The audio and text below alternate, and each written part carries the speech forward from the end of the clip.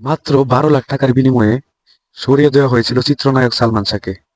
তো এই বিষয়ে বিস্তারিত জানতে ভিডিওটি সাথেই থাকেন, একবারে সব ক্লিয়ার হয়ে যাবে।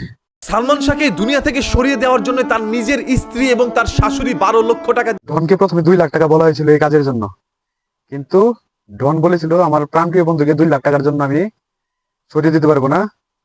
তাই পরে আবার 6 লাখ টাকা কন্ট্যাক্ট করা হয়েছিল। প্রথমে 6 লাখ, পরে 6 লাখ, মানে সরিয়ে দেওয়ার পরে 6 লাখ, প্রথমে 6 লাখ, টোটাল 12 লাখ টাকার কন্ট্যাক্টে সে এই কাজটি করেছিল। শুধু সে নয়, তার দলবল সহ। 1996 সালের 5ই সেপ্টেম্বরে গুলিস্তানের একটি বারে বসে থাকেন ডন ও ডেভিড। তাদের তো সেই হোটেলের কথাবার্তা শেষে ডন রশি এবং অন্যান্য সরঞ্জামাদি কিনে নিয়ে ওয়েট করে গভীর রাতের জন্য। নিয়ে প্রায় রাত 2:30টার দিকে ঘুমন্ত সালমান শাহর রুমের মধ্যে ঢুকে যায়। এখন একটি প্রশ্ন আপনাদের মনে জাগতে পারে, সালমান শাহ তো ঘুমিয়েছিল, তাহলে তার রুমের মধ্যে কিভাবে তারা ঢুকলো? তার রুমের দরজাটা খুলে দিয়েছিল তার নিজেরই ওয়াইফ। তো সালমান শাহর ওয়াইফ এবং ডনের এক রাতের, কি বলবো, আর বলার ভাষা নাই।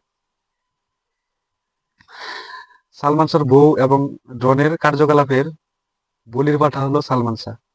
এক রাতেই শেষ হয়ে গেল তার এত বছরের বর্ণিল ক্যারিয়ার। সে এক রাতের মধ্যে অতীত হয়ে গেল। তো